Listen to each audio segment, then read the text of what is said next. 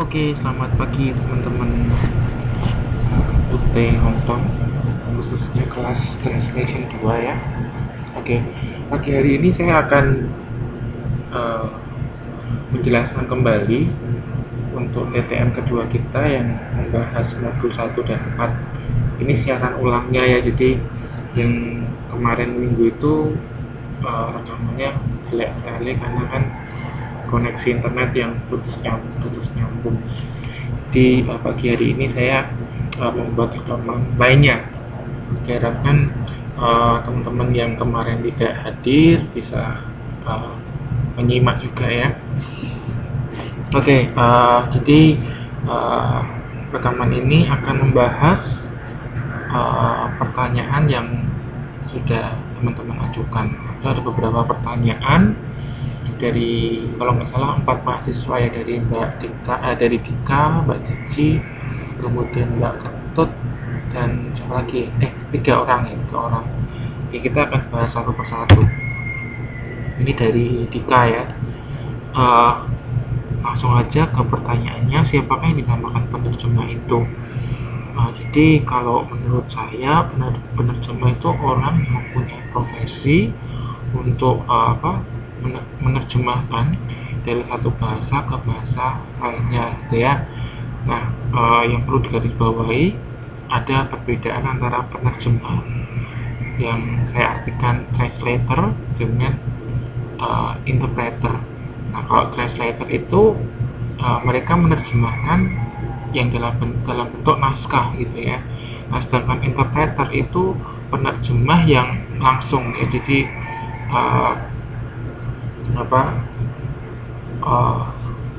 main Mbak Ketut sampaikan apa ya, saya lupa. Jadi nggak offline, jadi langsung ya.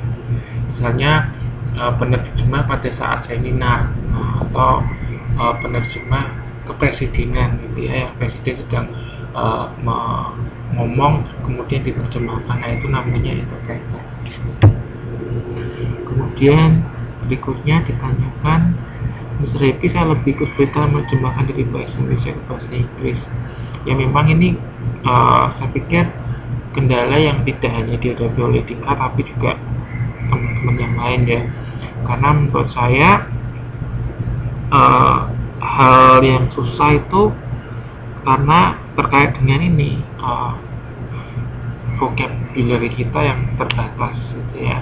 Nah, terus metode atau cara agar lebih mudah mengatasi hal ini ya memperbanyak vocabulary, belajar memperkaya vocabulary dengan cara yang membaca artikel, kemudian mungkin bisa juga mendengarkan lagu-lagu barat atau lagu bahasa Inggris ya, kemudian film-film bahasa Inggris. Nah, dari sini kita bisa memperkaya vocabulary kita, sehingga diharapkan itu bisa mengatasi kesulitan kita dalam menerjemahkan dari bahasa Indonesia ke bahasa Inggris. Oke, kemudian pertanyaan kedua ini Mbak Cici menanyakan mengenai kolokasi. Jadi kemarin sudah saya jelaskan bahwa kolokasi itu dapat didefinisikan, itu yang di bagian bawah itu ada ya. Pola kolokasi adalah kecenderungan sejumlah kata untuk bergabung secara teratur dalam suatu bahasa. Jadi kolokasi itu terdiri dari lebih dari satu kata, di mana kata ini cenderung dipakai sehingga memiliki satu arti gitu ya. Nah, ini pola kolokasi dapat didefinisikan seperti itu. Kemudian yang kedua adalah konteks, biasanya dalam konteks kalimat yang bagaimana.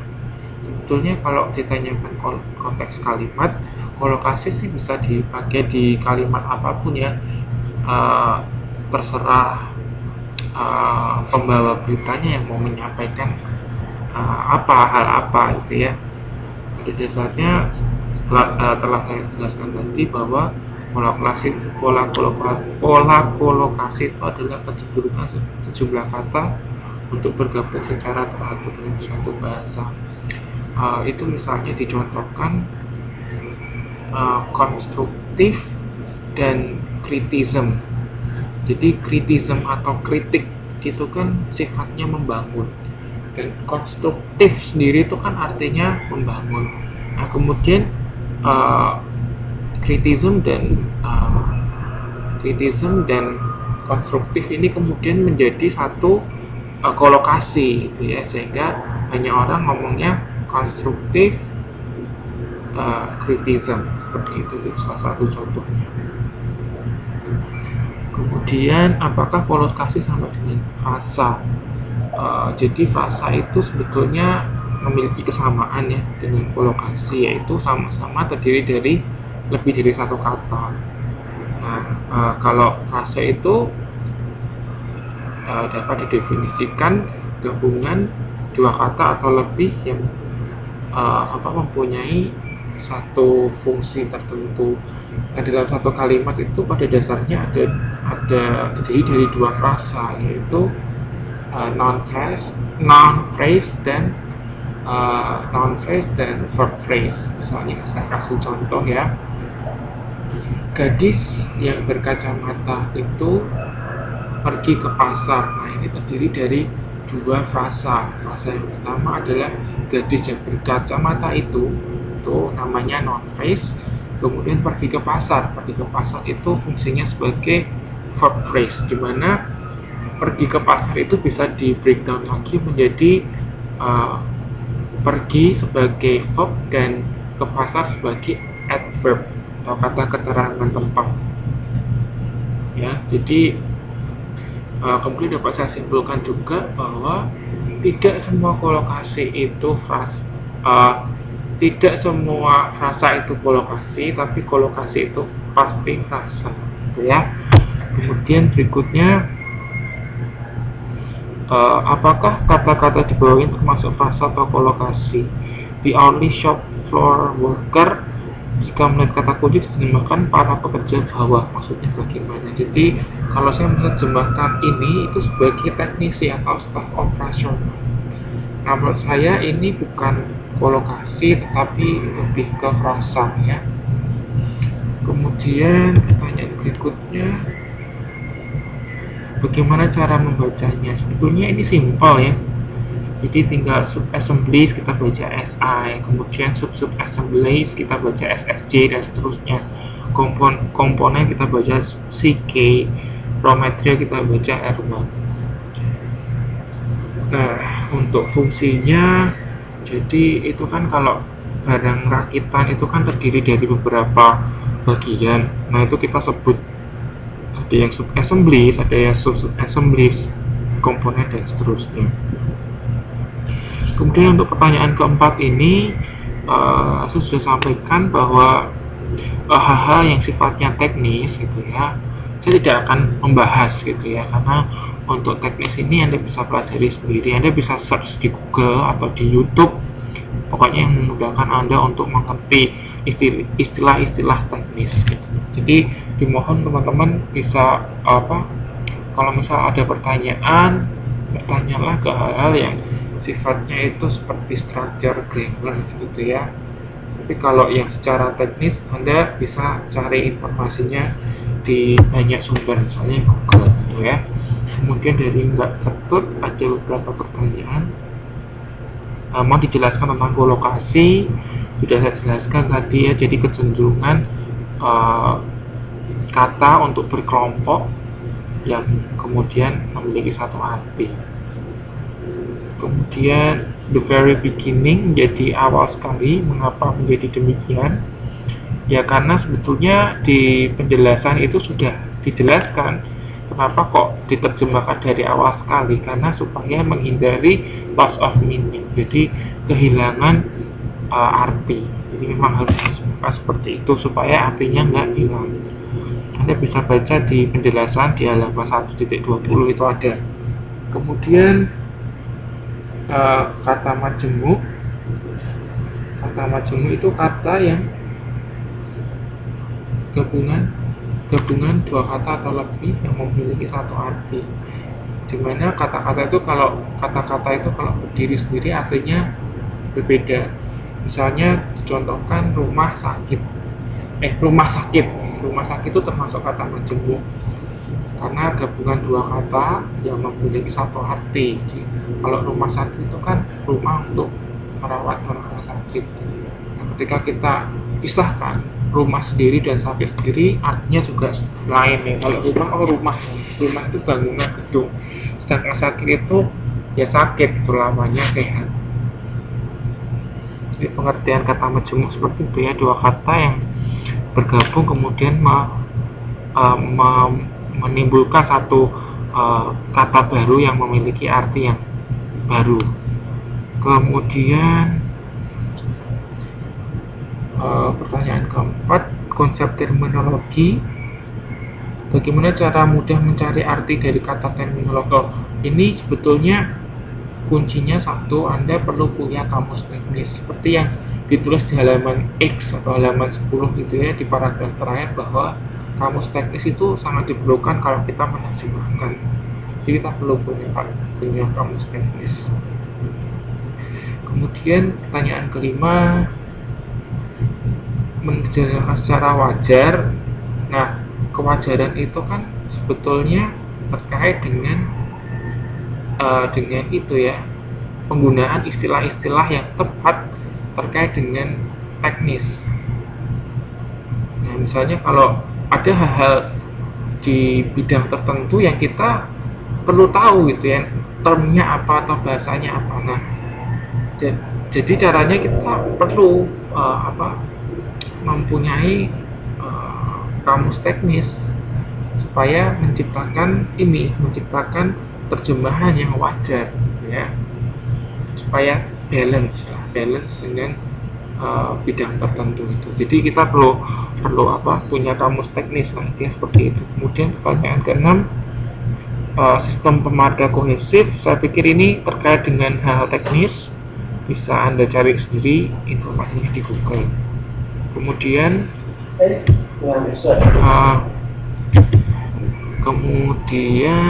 ini ya, pertanyaan nomor 7, terjemahan diusulkan menjadi put forward. Mengapa demikian? Jika pasif, mengapa forward tidak menjadi bentuk past participle, dan mengapa tidak ada to be seperti tata cara pembentukan pasif to be verb 3. Jadi begini, kenapa kok enggak pakai to be kemudian verb 3 ya? Oke, saya jelaskan dulu. Ini ada beberapa contoh kalimat yang saya pikir mempunyai karakteristik yang sama. Jadi seperti ini tuh polanya, kalau nggak salah ingat itu adverb modifier, adverb modifying. Jadi satu perubahan bentuk verb gitu ya. Misalnya ada sebuah kalimat ini, the man who wears glasses is my friend. Laki-laki yang pakai kacamata itu adalah temanku. Nah, kita bisa sederhanakan atau kita bisa modifikasi adverbnya menjadi the man wearing glasses is my friend. Jadi kita hilangkan who, tapi kita perlu mengganti wears dengan wearing. Tapi kita nggak perlu kasih to be is wearing, karena kalau Anda kasih is wearing, nanti kalimat itu malah menjadi double predikat ya. Is wearing sendiri, kemudian is my friend sendiri, jadi itu malah salah. Nah, ini contoh adverb modifying ya, atau adjective modifying, lupa. Sepertinya adjective modifying. Kemudian contoh yang kedua, the decision that was made has been conducted. Jadi keputusan yang sudah dibuat telah dilaksanakan gitu ya. Nah, kita bisa sederhanakan atau simpelkan kalimat ini dengan cara mendelete that-nya itu, tapi kita perlu ganti that was made jadi made saja, jadi nggak perlu ditambahi was. Kalimatnya berubah menjadi the decision made has been conducted ya. Jadi tidak bisa the decision was made has been conducted, salah. Nah, demikian juga seperti yang ditanyakan Mbak Ketut ini ya, teknik yang diusulkan ini dibatasi. Jadi saya sederhanakan kalimatnya menjadi teknik yang diusulkan ini dibatasi. Nah, kemudian bentuk panjangnya sebetulnya kan seperti ini, the technique which is put forward is restrictive, kan gitu kan bentuk bentuk kompletnya. Kemudian kita sederhanakan menjadi the technique put forward is restricted. Jadi kita jadikan sederhana menjadi seperti itu. Jadi bukan the technique is put forward is restricted, salah. Jadi tetap put forward, ya. Oke, itu jawaban dari nomor 7. Semoga bisa menjelaskan. Kemudian pertanyaan ke-8, saya masih bingung dengan cara menerjemahkannya. TSU dan TSA penempatan hasil terjemahan yang tidak sama dengan TSU. Mengapa demikian, mohon dijelaskan. Sebetulnya saya juga nggak gitu memahami pertanyaan dari Pak Ketut yang nomor 8 ini. Tapi satu hal bahwa kita menerjemahkan itu bukan menerjemahkan kata per kata, gitu ya. Jadi jangan inti menerjemahkan itu bukan kita menerjemahkan kata per kata, tapi dimana kita bisa menjelaskan satu makna, gitu ya, satu makna dimana makna ini tepat, kemudian wajar, akurat, gitu ya. Itu prinsip yang perlu diterapkan. Jadi bukan terjemahan kata per kata. Nah, mungkin karena ini sehingga Mbak Ketut menilai kok kayaknya hasilnya tidak cocok, gitu ya, padahal enggak, gitu ya, padahal enggak seperti itu. Kemudian yang ke-9, kalimat page 4.37 plus 15, kalimat terakhir dibuat menjadi is installed. Mengapa tidak is created? Karena saya pikir gini, kalau is created itu dari hal yang tidak ada kemudian menjadi ada, ya. Sedangkan install itu dari yang sebetulnya sudah ada, kemudian kita tinggal menginstal, gitu ya, tinggal menambahkan sesuatu, gitu. Coba untuk lebih jelasnya, mari kita buka halaman 4.37. Jadi created itu terkait misalnya dengan penciptaan alam semesta, itu pasti pakainya create, bukan install. Oke, ini saya sudah buka halaman 437, kemudian pasti saya bacakan. Masih menurut Insinyur Rudi Gunawan dan seterusnya. Kemudian artinya fondasi dibuat sepanjang dinding yang ada di rumah tersebut. Oh, ini ya kalimatnya ya. This means that the foundation is installed along the wall of the house.